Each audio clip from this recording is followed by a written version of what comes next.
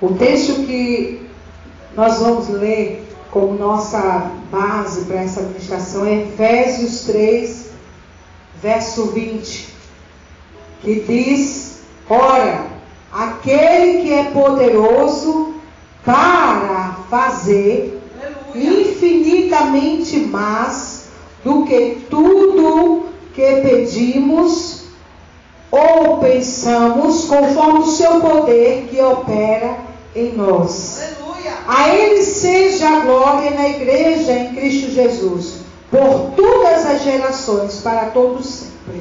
Amém. Esse versículo de Efésios, capítulo 3, verso 20, eu sempre cito ele, sempre falo ele, porque ele gera em mim uma alegria, uma expectativa, uma certeza, que por mais que os meus sonhos, meus projetos sejam bons, sejam maravilhosos, por mais que eu peça coisas a Deus, o meu Deus, o nosso Deus, Ele pode fazer infinitamente mais. Glória a Deus. A palavra do Senhor nos diz lá em Isaías, e eu gostaria que você abrisse também, Isaías capítulo 55, glória a Deus, versículo 8, Isaías 55, verso 8, glória ao Senhor Jesus, aleluia. Diz assim a palavra do Senhor: porque os meus pensamentos não são os vossos pensamentos, nem os vossos caminhos, os meus caminhos, diz o Senhor. Porque assim como os céus são mais altos do que a terra, assim são os meus caminhos mais altos do que os vossos caminhos, e os meus pensamentos mais altos do que os vossos pensamentos. Aleluia! Então você começa a entender que por mais que você tenha bons projetos, por mais que você imagine o melhor para você, para o seu cônjuge, para a sua família, para os seus filhos, os planos de Deus superam. Aleluia. Os planos de Deus são maiores e bem melhores. Glória a Deus. Porque muitas das vezes os nossos planos, amados, glória a Deus, aleluia. Louvado seja o nome do Senhor. Muitas das vezes os nossos planos, ele está ligado à nossa condição, à nossa posse, àquilo que está ao nosso alcance. Eu sei que existem pessoas que são ousadas. Elas pensam bem mais do que pode ter. Elas imaginam mais. Outras são pessoas de fé, porque realmente têm fé. Então elas creem em coisas que elas não têm hoje, coisas que elas não veem hoje, mas elas creem que Deus pode dar. E ainda que você tenha grandes expectativas, Deus ainda pode superá-las. O Senhor pode fazer além das suas expectativas, além dos seus projetos, além dos seus planos. Então vale a pena você depositar em Deus toda a sua confiança. Aleluia. Amém? Eu sei que por muitos anos e por muito tempo, desde o princípio, Satanás sempre quis mostrar tudo diferente, mostrar o contrário, dizendo que Deus não se importa ou não quer lhe dar o que é bom, não quer que você desfrute do que é bom, ou que Deus não tem um plano maior ou melhor, que você não merece. Há momentos que o inimigo ele quer trazer para nós condenação, julgamento, dizendo: você não merece, ou Deus não está ouvindo. Quem é você para pedir tais coisas, né? Então lá no princípio você vê lá quando a serpente se apresentou para Eva, e diz a palavra do Senhor que Eva viu que o fruto era bom, olhou para aquela árvore e viu o seu fruto, e viu que o fruto era bom, era coisa que aos olhos dizia, ele disse: aqui deve ser delicioso, deve ser maravilhosa essa fruta.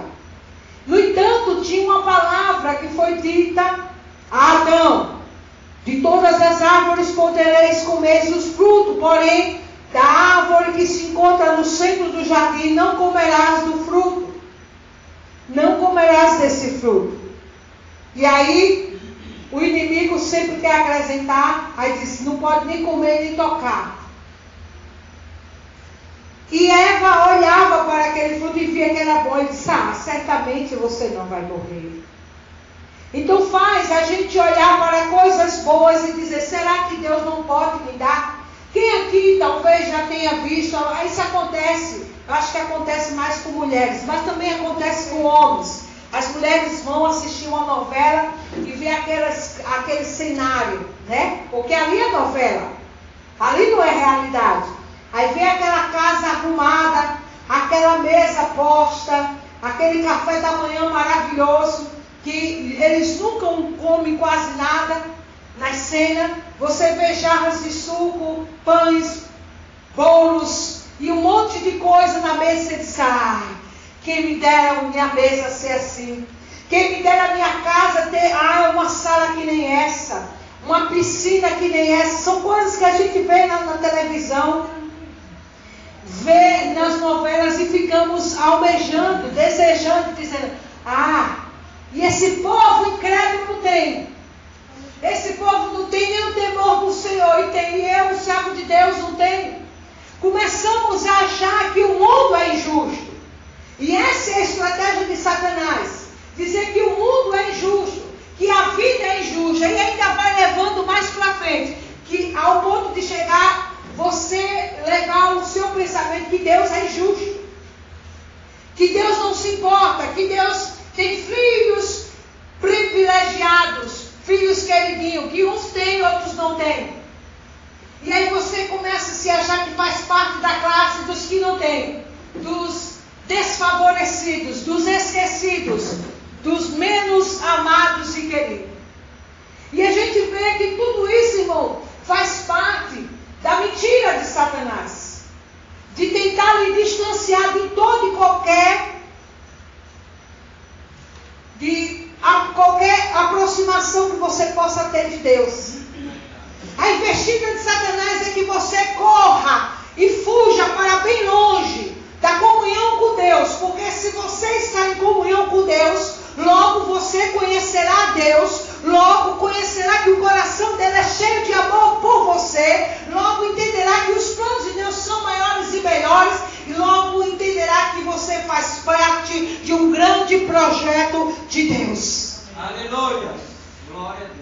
A investida de Satanás é para que você tenha uma visão distorcida da bondade, fidelidade, do amor e até mesmo da justiça de Deus. Você está entendendo? Você passa, eu passo, nós passamos por coisas as quais nós não gostaríamos de passar. Mas nós passamos. Mas Deus, em nenhum momento, Ele disse que nós não passaríamos. Ele disse que para nós, que nós nesse mundo, nessa terra, teríamos aflição, mas que deveríamos ter bom ânimo. Aleluia, louvado seja o nome do Senhor. Isaías 43, ele disse, olha, vocês vão passar pelo fogo, vocês vão passar pela água, vocês vão enfrentar tempestade, vocês vão ver mar bravio, vocês vão enfrentar vento forte, mas eu estou contigo. Aleluia. Você vai ver um Deus presente, um Jeová chamar, o Deus que se faz presente nas nossas vidas. O inimigo, ele tenta de todas as maneiras que nós venhamos a procurar uma certa independência. A independência, uma certa liberdade, entre aspas. O mundo prega uma liberdade, uma falsa liberdade. Que você é uma pessoa livre. Livre para escolher, na verdade, o que eles estão impondo como que verdade, mas na verdade é uma grande mentira, é um grande erro. Isso não é liberdade. A verdadeira liberdade é aquela que Cristo conquistou para nós. Aleluia. Essa é a verdadeira liberdade. Aleluia, louvado seja o nome do Senhor. A verdadeira liberdade é quando você tem o direito de escolher o que é certo, não o que é errado ou o que a sociedade está impondo. A verdadeira liberdade é você entender os princípios de Deus, escolher viver nele e saber que ele é o melhor de Deus para a sua vida. Essa é a verdadeira liberdade. Foi para a liberdade que Cristo nos conquistou. Amém? Para um viver livre da condenação, livre do mundo, livre do pecado, mas também livre dos projetos de Satanás. Aleluia! Louvado seja o nome do Senhor. As expectativas que Deus tem ao nosso respeito, elas superam muito mais do que nós podemos projetar e realizar nessa vida. Eu pude entender, irmãos, um versículo que há na palavra que muitas das vezes a gente não para olhar a profundidade que está em Cristo. Você vai ver várias passagens, pastor, onde Deus diz para nós, através do Novo Testamento, que está em Cristo, produz, gera, traz, faz, acontece em nossas vidas. Em João capítulo 15, nós podemos ver, e eu não sei se você entende o que é estar em Cristo. Eu não estou falando estar na igreja. Eu não estou falando estar na religião. Eu não estou dizendo estar em Cristo é você ter uma igreja para congregar. Estar em Cristo não é de vez em quando você abrir a Bíblia e ler. Muitas pessoas fazem isso. Inclusive ateus, eles leem a Bíblia. Inclusive pessoas que não têm nenhum clero religioso, eles leem a Bíblia apenas como livro, não como a palavra de Deus. Estar em Cristo é muito mais do que você talvez tenha entendido até hoje.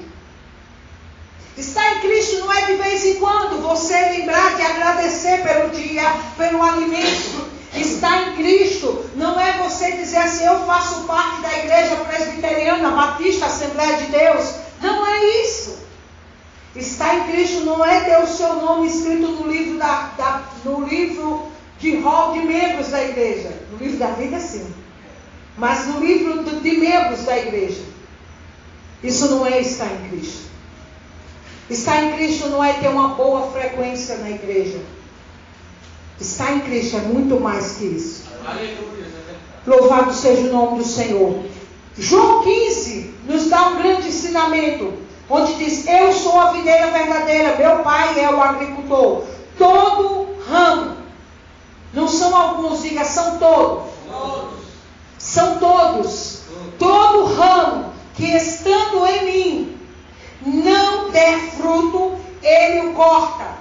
E todo o que dá fruto, diga, todo ramo que dá fruto, louvado seja o nome do Senhor, para dar fruto, ele limpa para que produza mais fruto ainda.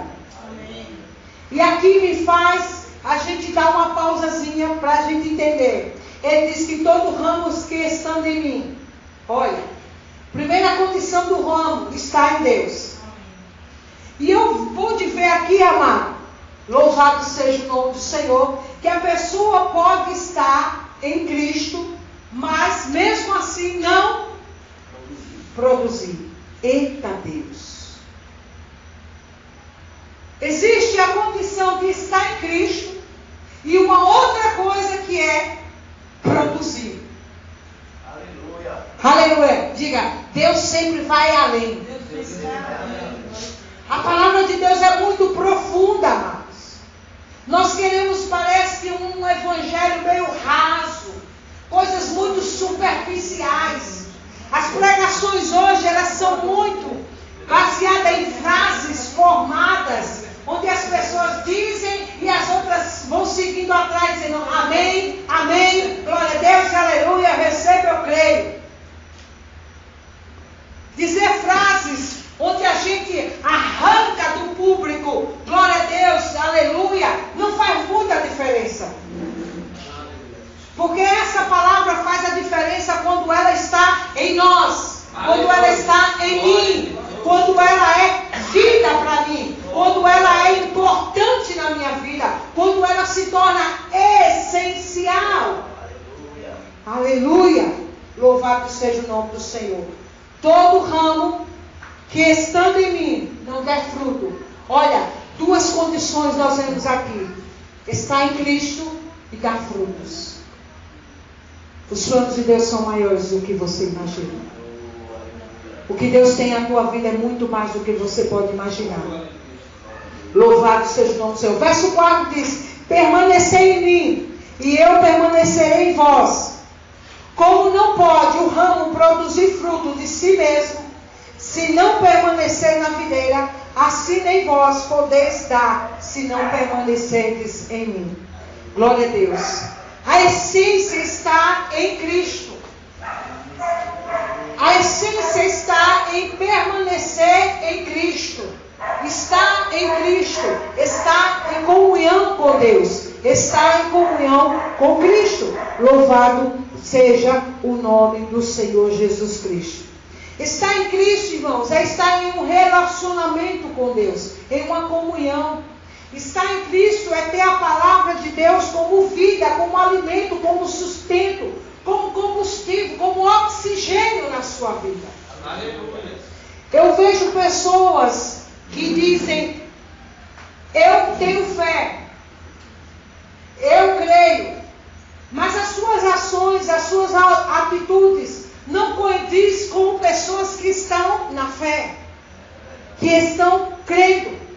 Porque as atitudes de pessoas que estão na fé é totalmente diferente de pessoas que não estão em fé. Não é verdade? Quem está em fé não se desespera.